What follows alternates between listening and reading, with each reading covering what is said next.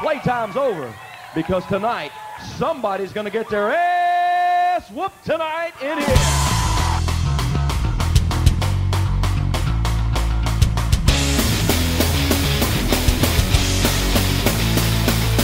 Why do I run and why do I hide when I see it coming further on down the line? Why do I sing and why do I write these songs? I know I'll try to these thoughts of mine, but the springs of that guess I just wait.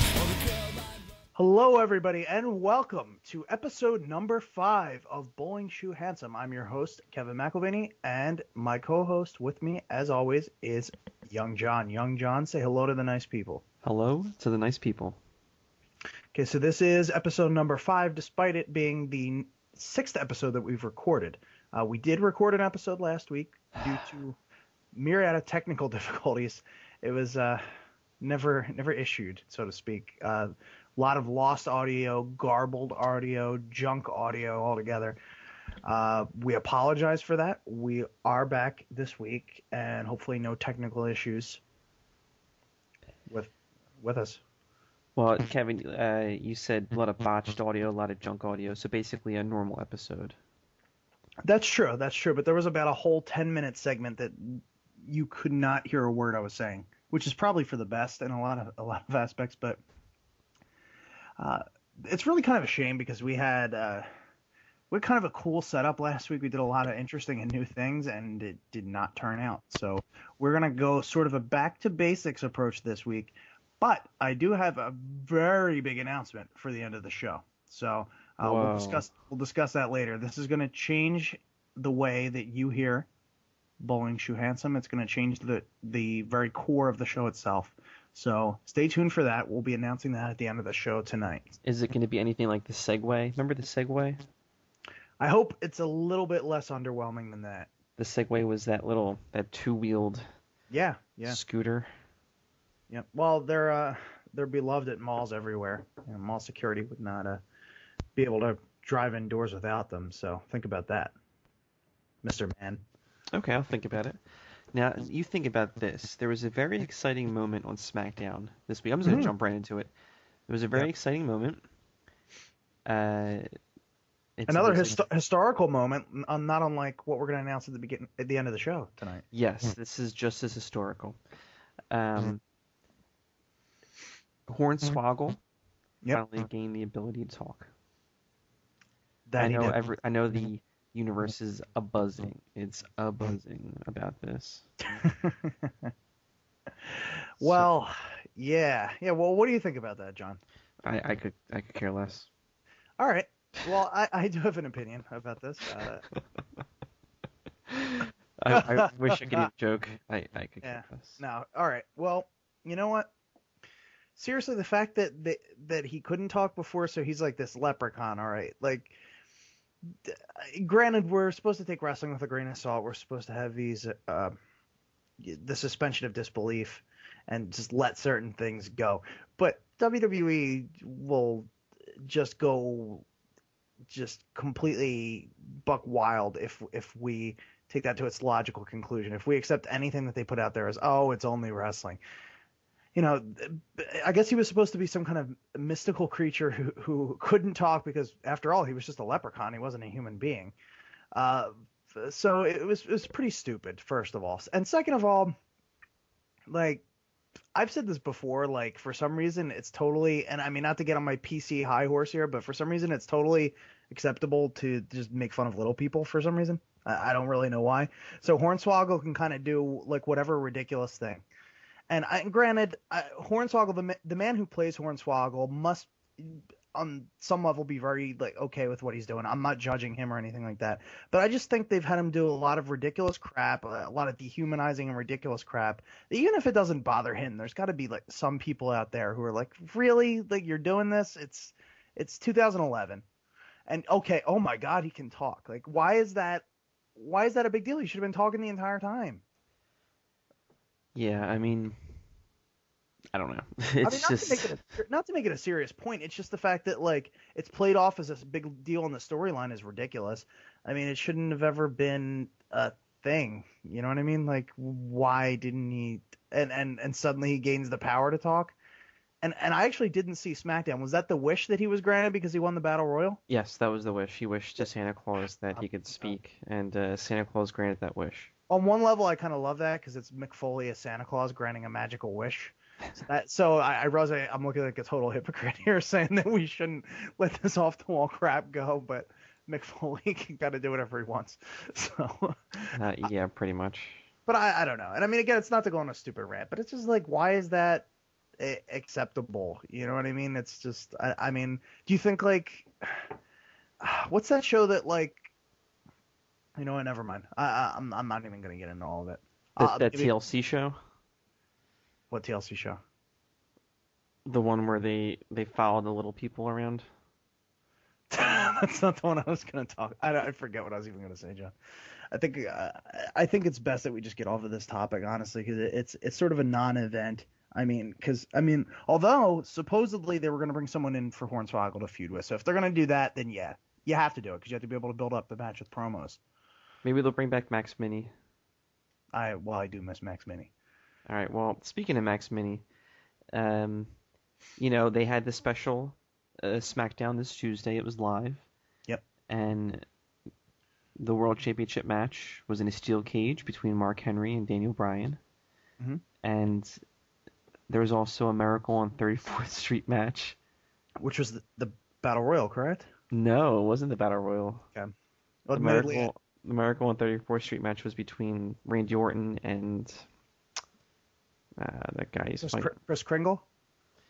It was versus Santa Claus, actually. Good, I'm glad to see him back. I thought you were going to say Randy Orton versus 10,000 undelivered letters to Chris Kringle, care of the citizens of New York, the children of New York City. Yeah. Well, I gotta look up who it was. Well, why is it a Miracle on 34th Street? I mean, I guess that's... Oh, it was a Miracle on 34th Street fight. All right, that's kind of funny. It was Randy Orton versus David Otunga. Maybe I should have seen this. There are a couple things I probably would have chuckled a little bit at. Honestly, I just completely forgot it was on. I was working on some other projects, writing some stuff that I'm not going to talk about because I'm going to be all mysterious here. Writing some stuff. Working that novel I'll be working on. Develop some characters.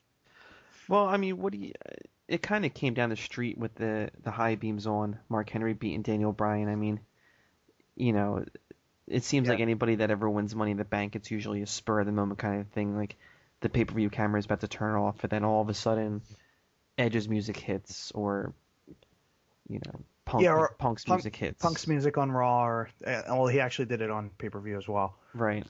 Yeah. Well, I think the thing they did, and we touched on this in the Lost to Time episode of Bowling Shoe Handsome, but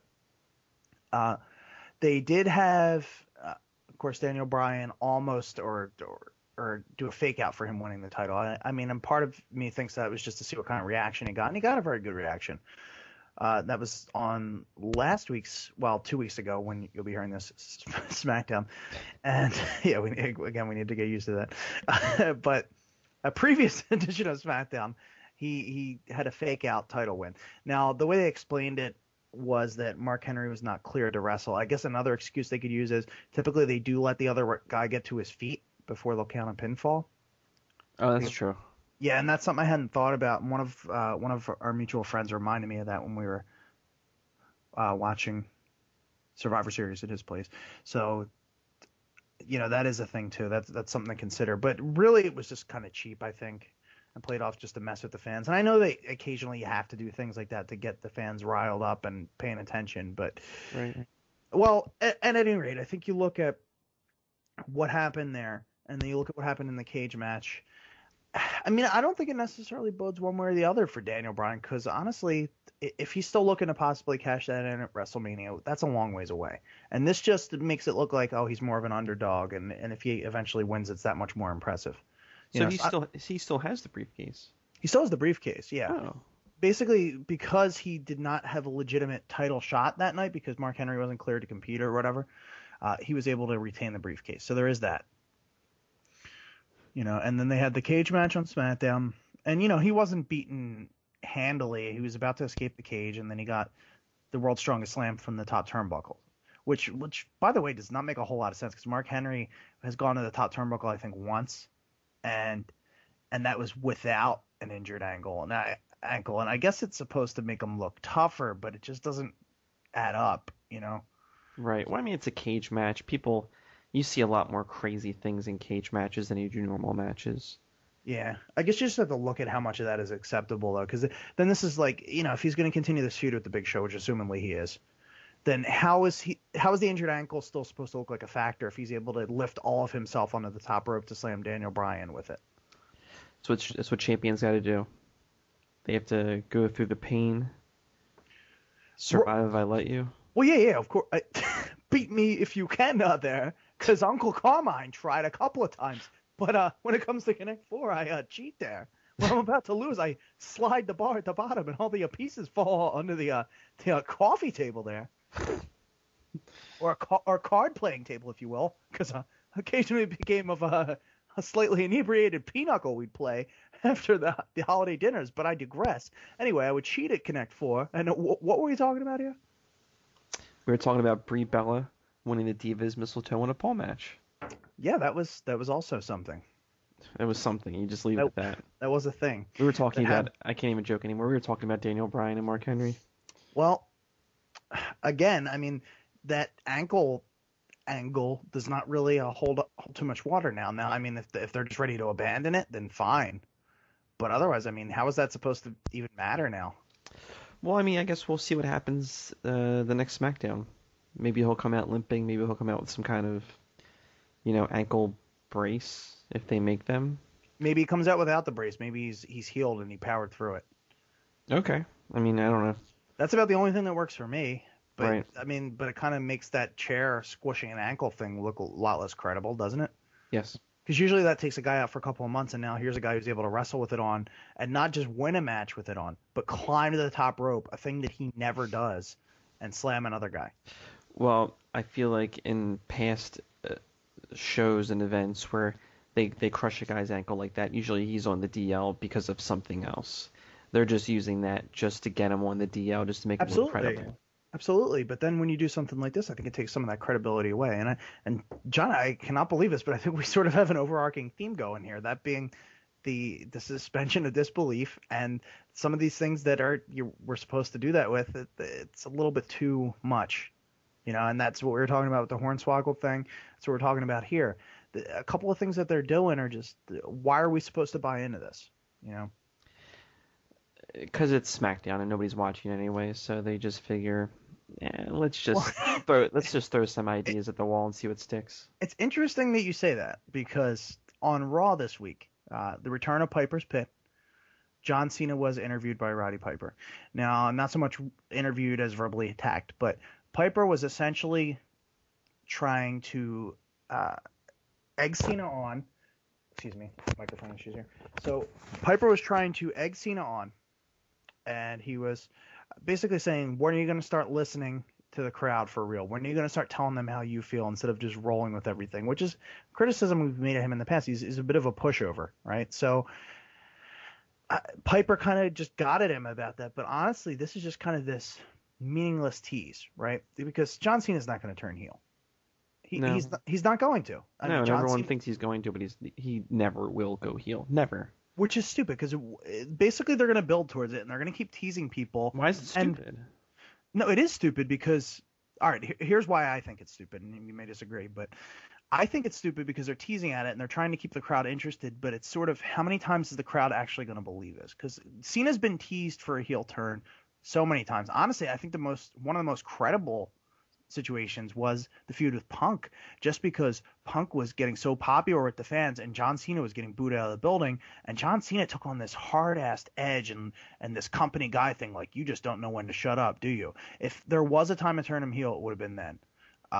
They're not going to turn him heel with his current setup. I mean, honestly, even with The Rock, because The Rock's going to leave and John Cena's going to still need to carry the company, or perceivedly, is that a word? Carry the company. It is now. It is now. perceivably carry the company as a babyface. So John Cena's not going to turn heel for this feud with The Rock. They're going to tease at it. But my question is, how many times is this supposed to work? How many times are the fans supposed to swallow this tripe, basically? Well, listen, the fans that are swallowing the tripe are the fans. All right, let's put it this way.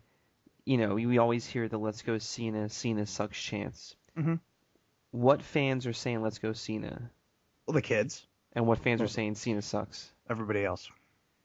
Which demographic do you think is buying more merchandise at those stands before and after the event? The kids, absolutely. That's where a lot of their revenue is coming from. Yeah. I don't know. I hate to see it from that standpoint, but I see no reason as to them ever turning Cena into a heel. No, I agree with you. I don't even think they should turn him heel. And actually, I wrote this column probably like 3-4 years ago for WrestleZone, and this was about John Cena, and everybody wanted to see him turn heel even then. And I said they're never going to do this, and they shouldn't do it. And here's why. John Cena has 100% of the crowd, for the most part, interested in his match. Now, I'm being a little hypocritical here when I'm using this as a point for argument, because I admittedly will turn off Cena segments if he's not working with a guy I'm interested in, because I think they're a little predictable, and I just get bored with them. But I'm in the minority there. I recognize that. Most people want to see what happens with Cena. I'm okay with just reading the results later in a lot of cases. It really depends. Sometimes he does some compelling stuff, but it really depends who he's in the program with. But you look at this, and John Cena gets this huge reaction. Certainly a vast majority of the crowd, right? Yes. Why would you dampen that? Because basically what will happen if John Cena turns heel, you'll get the kids against him. They'll probably still boo him. But are the people who will cheer him when he turns heel, they're not going to consistently stay behind him as this popular heel. He's going to make less money that way. Correct. And he'll sell less merchandise. So it doesn't make any sense to do it. And I agree with you. I agree with you there, John. I'm totally with you. Even though from a creative standpoint, I think it would make for some awesome TV. I agree that it's not a smart financial move. But my point is they keep teasing it. And I don't think the crowd is rightfully going to, nor should they, continue to buy into this, that there's this possibility that he's going to turn. Yeah, I mean, you were saying earlier, what's he going to do with The Rock? I mean, you know Cena's just going to be a tweener. Yeah. And that's all he needs to be. And he'll do a couple of things. Like, he'll give him, like, the attitude adjustment, but like, when they're just standing in the ring together. But that's not something that turns him heel. That's just something that looks like, okay, he doesn't like this guy right now. He could do that to anybody. Right, exactly. You know, Austin did so much worse than stayed a face. You know? And to have Cena do that to somebody he's in a feud with is nothing. If Cena started doing that to, like, divas or something, he'd turn heel. Yeah. But if he does it to somebody that he's in a feud with who has been talking all this crap about him, that's nothing. That's right, like if Cena were to do it against Umaga back in the day, it would be nothing. The crowd would just totally pop. Right, and it's the same thing if he does it with the Rock. And, you know, and he's done it to other baby faces before, too. It's not like this is some new thing with him having an edge towards a good guy that he's feuding with. It's normal. You have to do that, or else there's no interest in the match. You don't really buy that he hates this guy, and he says over and over how much he respects The Rock. He's not willing to go out there and trash talk him, and I think that hurts the feud, honestly. Yeah, you know what? This reminds me of it was Cena versus Bobby Lashley.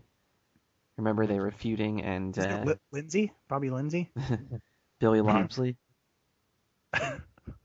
This reminds me of the Bobby Lashley and John Cena feud, because, you know, Cena was like, all right, don't get ahead of yourself, fella. You know, he was just he was playing the antagonist when I don't think they were really writing him to be the antagonist. Right. And it just kind of turned Bobby Lashley into the heel for that match, and that's a possibility for this WrestleMania. I mean, the crowd's not going to boo The Rock, though. That's what you need to look at. That's true. But I think what you're saying there, the way he did that, it wasn't very edgy. It wasn't very convincing. John Cena, again, he has this kind of pushover tendency, and I guess, I mean, he's still doing okay, you know, relative to everybody else. He's doing awesome, but yeah. But oh yeah. But you missed a whole lot of that last week, everybody.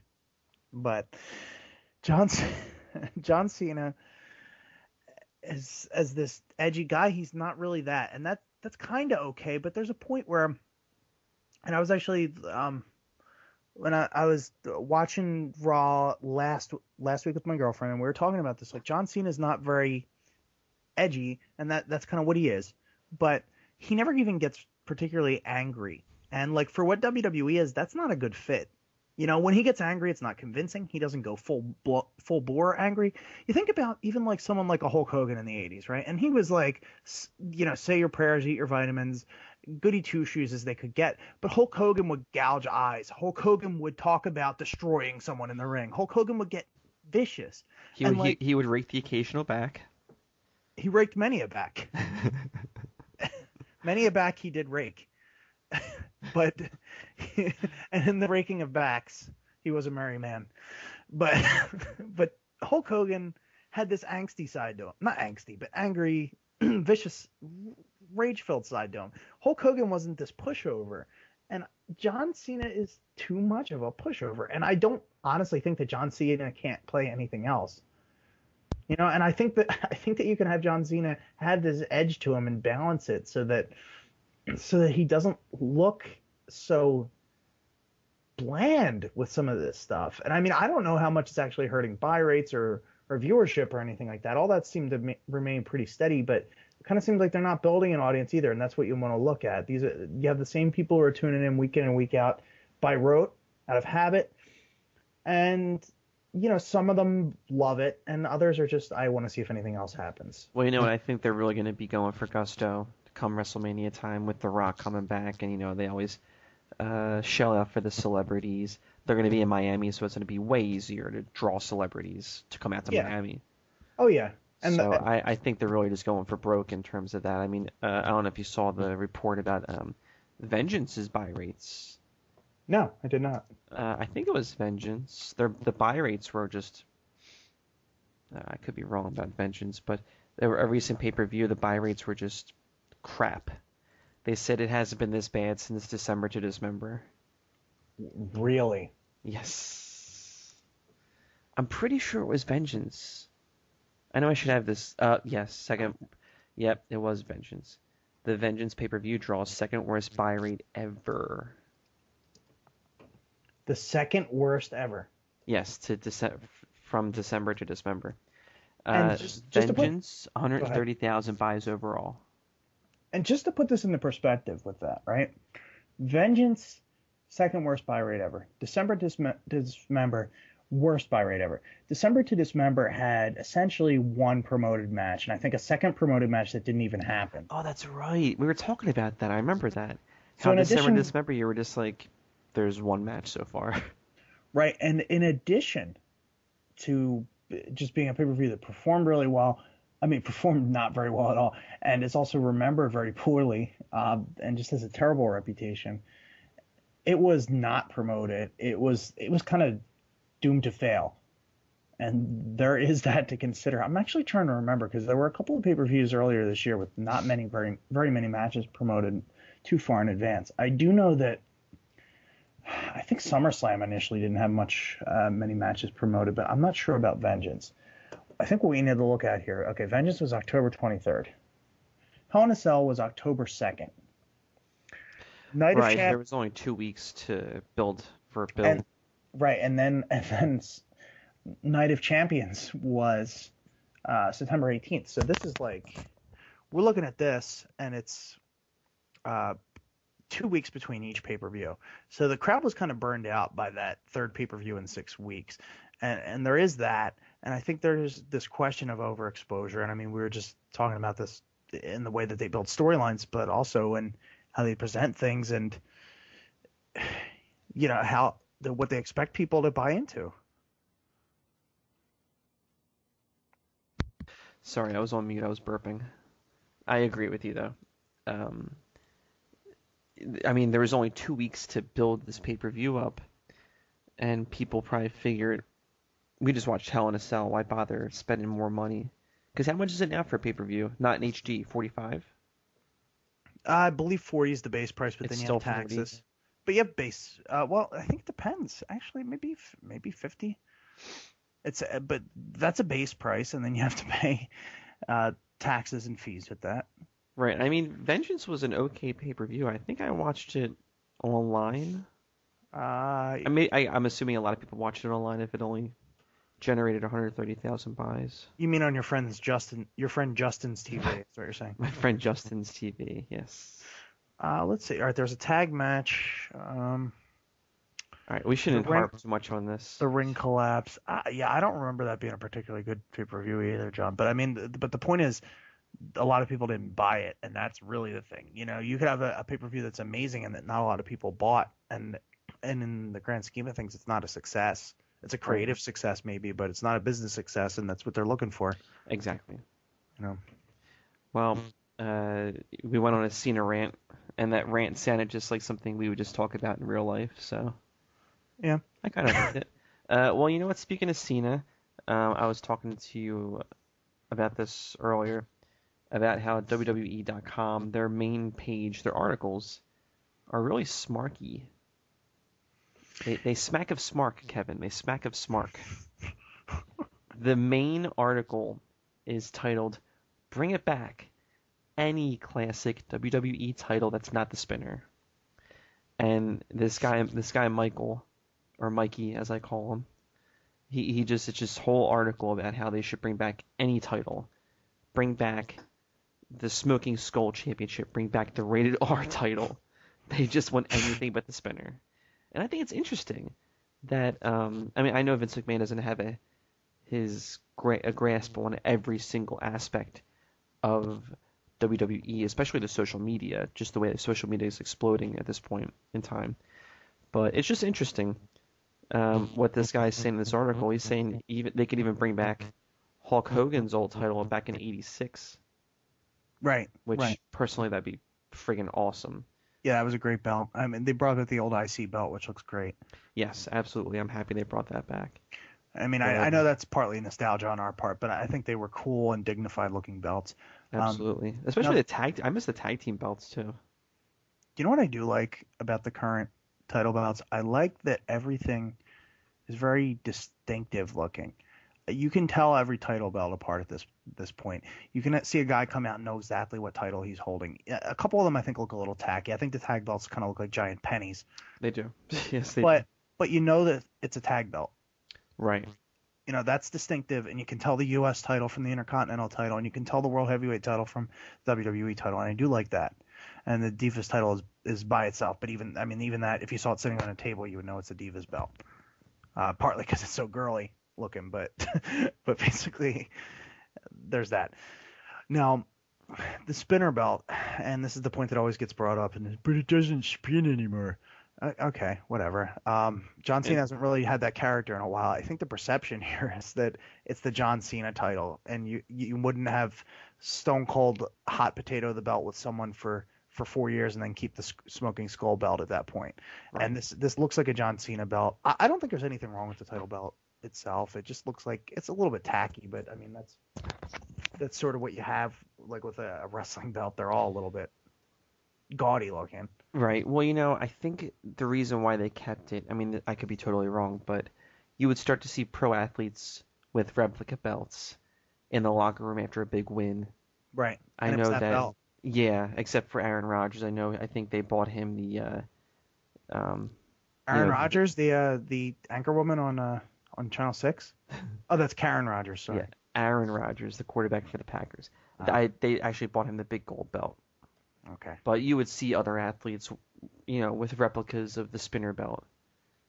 I don't think it would be spinning, but just because of like the bling factor. I hate to use that term, but you know, the bling factor. Right, and I mean, really, if you think about it, that's a very gaudy belt itself. Absolutely, I think it was meant to be that way. Yeah. So, but I don't know. Honestly, I don't put as much stock in this. I just like that they're distinctive and you can tell what's what. I don't care that much about it. I do like that IC belt, partly for nostalgic reasons, and partly just because that contrast between the gold belt and the white strap, and it makes it stand out versus the other belts with the black strap and then the gold face. But I don't know. I don't care that much about it. But were there other articles? Okay, because I see that. And I mean, the thing with this is, even John Cena said in a recent interview that he has not been a fan of that belt for a while, that he feels that they should change it. But so maybe they're actually looking to change it, and this is just a way to sort of preface that. But what else are you looking at here that looks smarky? The second article, it shows Austin, Jericho, and Jake the Snake Roberts. I mean, that doesn't really help their current product at all, I don't think, other than I'm assuming it's WWE on-demand stuff. Right. And this is aimed towards sort of towards older fans and nostalgic fans and fans that, I guess would fall under that smart label because they're still watching after all these years. With the product in a lot of ways is very different.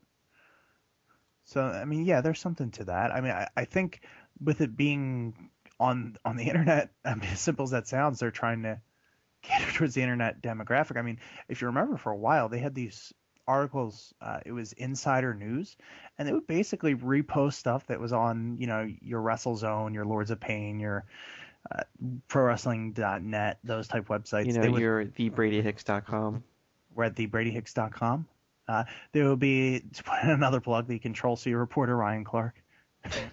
It was those type of stories. You'd see TNA stories posted. You'd see Chikara stories, Ring of Honor, whatever else. And it was all these internet wrestling reports. And for a while they put that up. And I think they were like on some level trying to appeal to this internet base to get them on the WWE website. I guess they felt that that's where they could pull a big portion of our traffic from. Or maybe they were trying to see how much interest there was in this sort of approach to wrestling, this fan base.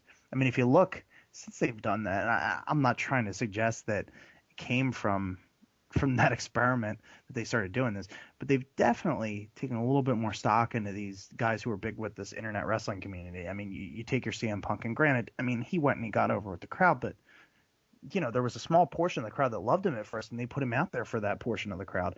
And then you're Daniel Bryan.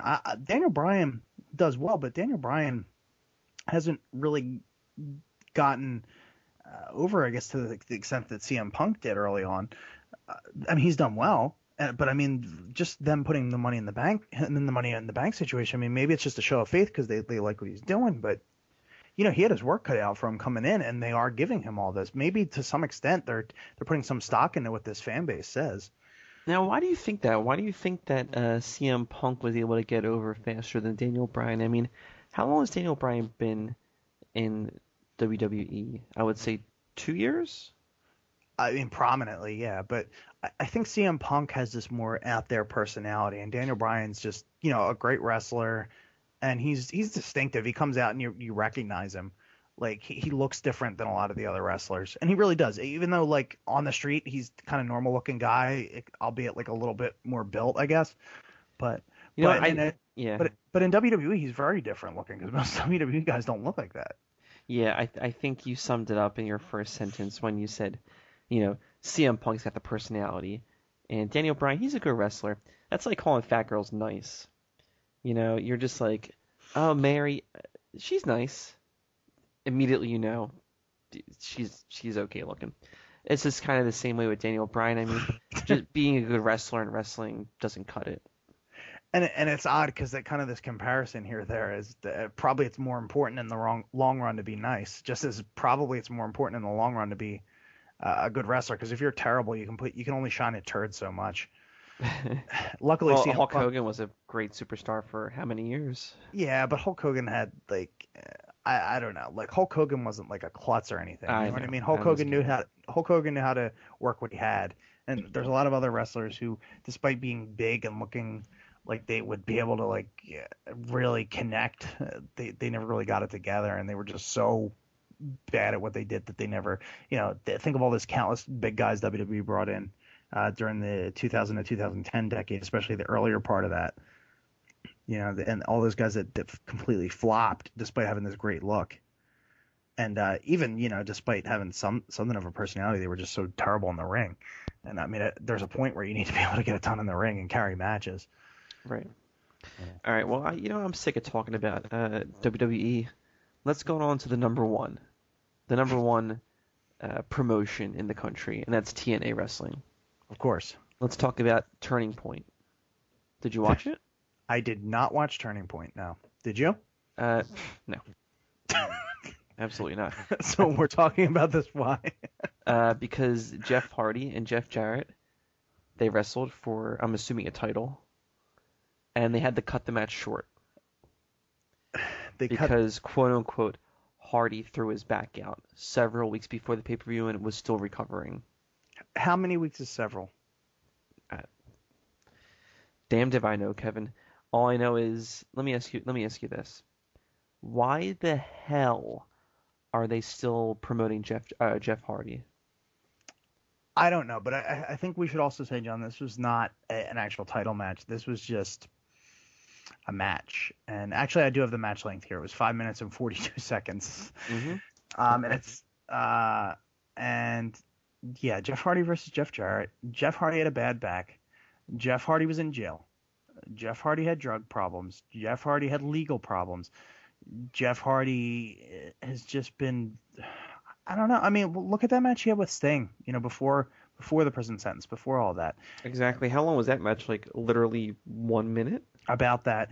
And you could tell Sting was just trying to end it. And there was, there are probably some who would try to tell you, oh, no, it was planned out that way. But no, No. It wasn't. You can tell.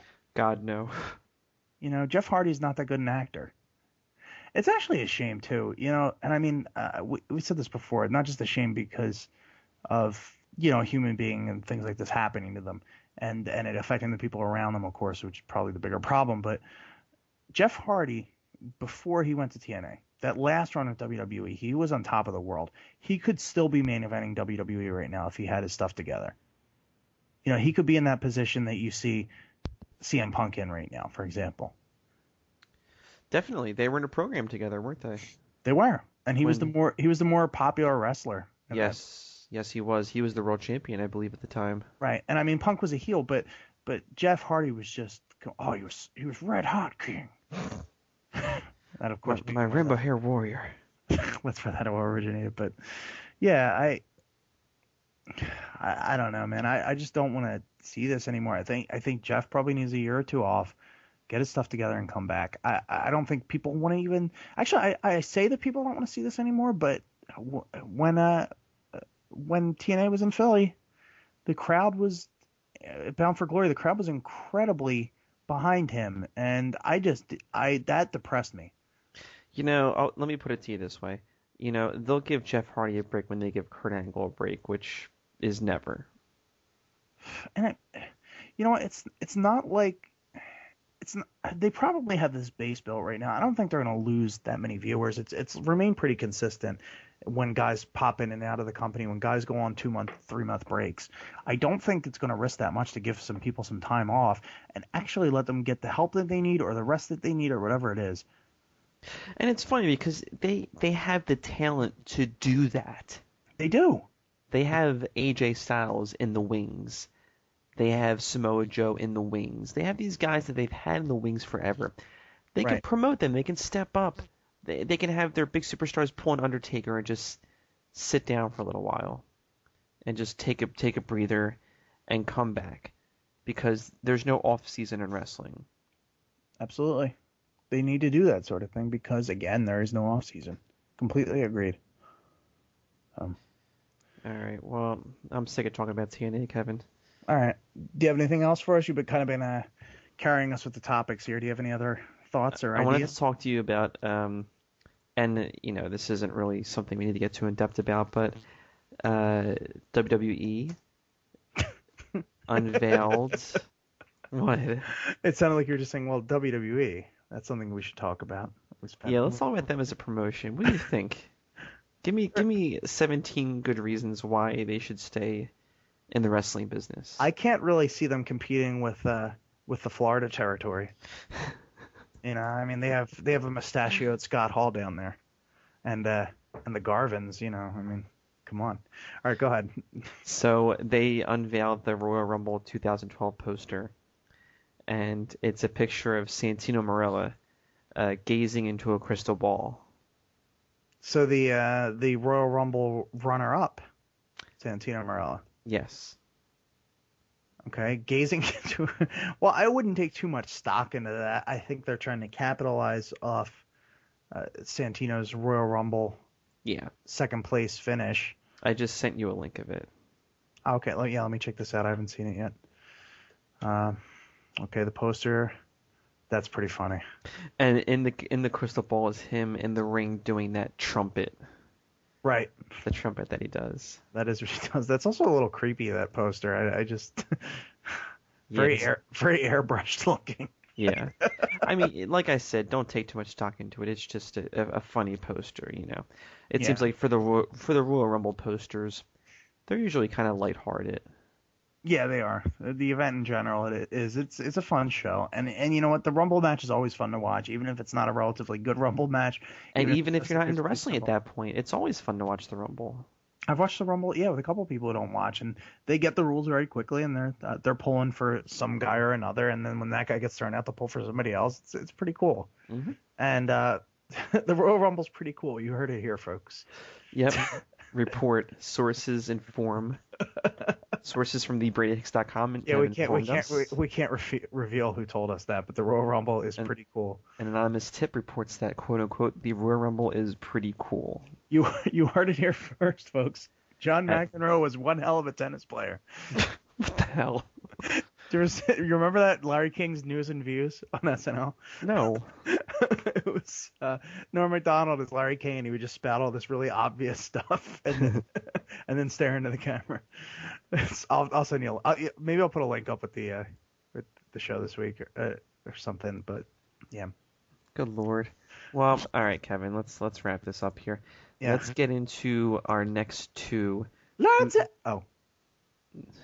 Go ahead. Don't even go there. All right, I need to go into BradyHicks.com. We're very professional here, folks. We're nothing if not professional. We are not professional. All right. So we're gonna get into our next two categories for the Who's Slay Me Who Awards. 2 weeks ago we did Best Impression and Most Original Concept. This week we'll do Scumbag of the Year and LOL ES seemed cool at the time. Didn't we do? I think we did that last week. We didn't. Week. Oh, we did. We did. On the Unheard. Right, Lost the Kevin? Sands of Time edition. Right, Kevin? That should be nominated. Last week's show for the LOL ES. Scumbag of the Year. Lois. Lois. Lois. And just joining us right now, death metal musicians Burzum. All right. Scumbag of the Year. Okay. Tommy Fierro for treatment of In the Room when closing Who's Slay Me Who. I'm over it. I think Brady should get over that too. Brady, build a bridge and get over it. Cry Me a River, Justin Timberlake-esque. Construct a structure to go across said river and then cross said structure. You know what? Brady is on Skype right now, but I do not want to invite him because Brady's on like every other show on thebradyhicks.com. And I don't want to give him I don't want to dignify him by having him on our show. I don't want to dignify myself with a response to that. All right, number 2, Rich Baker for jumping to pop the crowd and then retiring. Who cares? Rich is a good guy. I know you're a big Rich Baker mark. Rich Baker's a good guy. We're both Frank Turner fans. He's a good guy. A good guy. A tetro. A good guy. A tetro. Okay. Number 3, Brady Hicks. 4, take your pick. Brady did a lot of stuff. Brady suspended us. Yep. Brady suspended DJ. Brady suspended / pretty much, I guess, fired Harry Barnett. Or tried to fire Harry Barnett. Tried to fire Harry Barnett. Harry Barnett. John, that laugh kind of sounded like your famous Hillary Swank laugh. I want to steal a slice of your huckleberry pie. Slice of huckleberry pie. Okay. Anyway, Number inside 4, jokes are the Scumbag best of the jokes. Year is Psycho Sid, a.k.a. Sid Justice, a.k.a. Sid Vicious, a.k.a. Captain Sid's Happy Army. The children- a.k.a. Captain Sid's Happy Army for Children. And the reason is failing to honor commitment. To In the Room. To In the Room. Did not come on the show. To not come on the show. Number 5 is You can stop now, Mac. Number 5, and last but not least, or possibly least, is Brother Jermaine. Yeah, he didn't try hard enough. That guy's not up to snuff with the famous Mark Long style trolls, or even Mr. Akbaz pre-joining the team. Oh yeah, trolls. Mr. Akbaz was a pretty big troll. Yeah, I don't think Brother Jermaine, you might be a good troll one day, but you're just not there yet. You're too friendly. Your storylines that you invent are not very believable, WWE-esque, and you're not there yet. I mean, take that as a compliment or not, but I don't think you're the biggest scumbag of the year. I haven't read too many of his comments. I'm assuming he's definitely no Mark Long no Admiral Akbaz. No Mark Not Long. Or Admiral Akbaz. Or Admiral Akbaz and his book club. Okay, so that's Scumbag of the Year. This week's book is the entire Cormac McCarthy bibliography. Is it really? No, I was just saying that. I just wanted Cormac McCarthy's name to appear somewhere on this website. I've never even read him. It just sounds like. Just saying. Yeah, just saying. J.S. Just saying.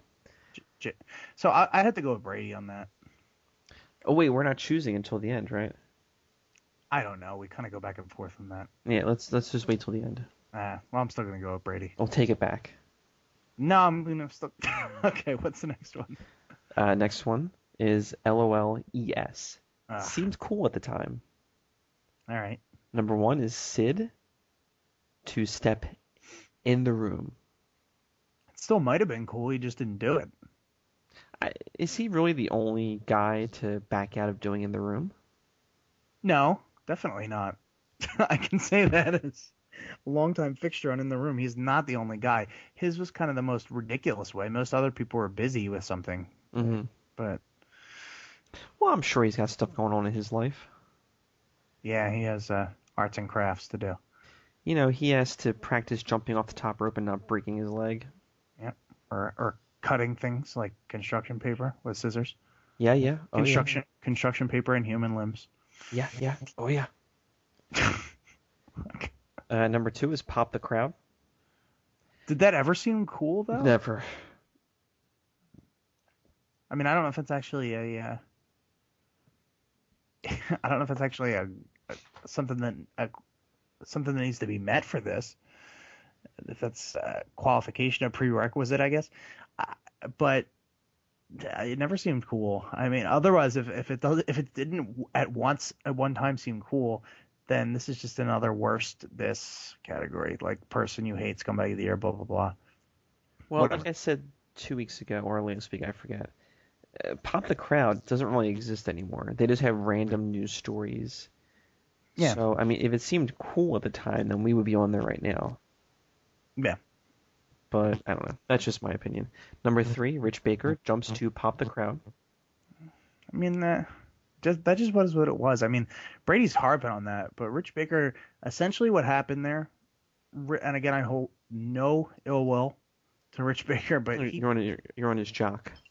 Yeah, pretty much. Frank Turner fans. But Rich Baker, best songs ever, right, Rich? Anyway, yeah, Rich basically went there because Tommy's the one who had given him the podcast gig at first, so he went with him. I don't see any problem with that. I was sad to see him leave the site. I think he would have done a lot better at thebradyhicks.com, but I guess after being disenfranchised by the experience at Tommy said he retired. I don't know. We'd have to ask him. Maybe we can get him on 1 week. Who, Rich Baker? Yeah. That'd be cool. I'd like that. Okay. Him and Rugged Ronnie Garvin, same week. So speaking of bad ideas from Kevin, number 4 is Kevin McElvaney's Match Madness. Yeah, that was terrible. That was flat out terrible. And it seemed like a good idea at the time. Was it terrible or was it terrible? It was terrible. I didn't follow through at all. Brady did all of that. I had the idea and then I abandoned it. I was a deadbeat dad for that idea, and it sucked. So apologies to everyone who experienced it. It was terrible, and it was my fault. Terrible. Terrible. And last, but possibly not least, Harry Barnett hacks tbh.com. Yeah, well, that was a lot of nothing in the end, wasn't it? We were getting him on here so that he wouldn't destroy the website, and then here he is just doing a show on it normally. Yeah, I'm kind of waiting for that angle to, Wrap up. Angle? What are you talking about, angle? I'm waiting for that ankle to wrap up. I'm still waiting for Sexual Chocolate Mark Henry to wrap his ankle. There was somebody was really jaded in one of the comments, and they were like, worst angle ever. Like, even WWE has better angles. No, they don't. Yeah, they did. No, I know that's what I commented. I said no, they don't. Oh. Where was that? To be fair, I think it was a pretty good angle for a while. I don't know what happened to it. But Harry has a good head on his shoulders. I think he just needs to maybe focus on something else now. I think there's still room to hate Brady. But if you're going to take down the website, take it down and just stop talking about it. Right. I think I found the page right here. No, I didn't. Well, you know what? I've spoke to Harry Barnett personally on this show. Yep. And not many people can say that. No. I'm proud of that fact. He's a true Australian. He's a wonderful Australian. I appreciate everything. I'm just kidding, Harry. I know you're from England. I wonder if that's an insult. I guess we'll find out in the comments section. You're calling him an old-timey prisoner. So what if I am? He's like, I'm not from the colonies. What are you talking about? So that's our take of Who's Slamming Who. Next week we'll do Best of the Board and Where Have You Gone? MIA Star of the Year. All right. Was that about wrap it up, John? You know what? I want to tell you about my background of the week. Okay. And I've shown you this. I want to show you again. Let me share my screen with you. All right. And there she is. Ow! What do you think about that? I think if I weren't gay.